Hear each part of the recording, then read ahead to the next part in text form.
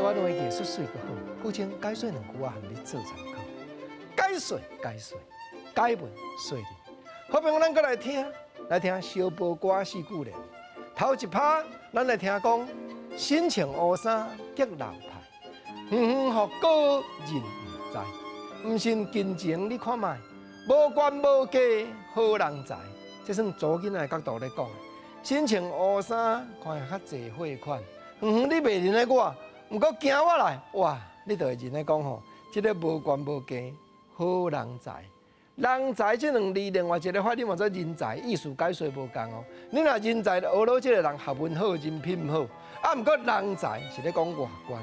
所以古年我咧讲，我穿乌的你袂认的，惊我来，就是你心所爱的人，就是无官无家，外观生张，好人才，互你会学到，互你会会到的。朋友，这个四句联，毋是国精啊教口教偏，是谁口的？来，继续第二趴听完，我甲你报告。第二趴讲。当锣响了要开船，河尾对坐8厘分，步兵离别心肝闷。日落黄昏就上军，对啦。较早咱老歌嘛咧唱，锣声若响就要离开军，锵锵锵锣卡锣要开船，这边河尾，迄边8里，就爱坐大船。啊离别嘛，步兵就是见拜，见拜离别，我就心肝闷。看到日头落山，我就有个思念所爱的人。这是日本时代1931年南音这本杂志内底有一个少年家，叫做李宪章先生，伊世界去收集，世界去捡，将这个民间流传的小波歌集做伙，刊伫咧南音第1卷第10期。搁来听第3趴，第3趴讲大树倒落头原栽，阿君带东娘带西，10个8日来一摆，较好3匹探阳台，大树倒落啊！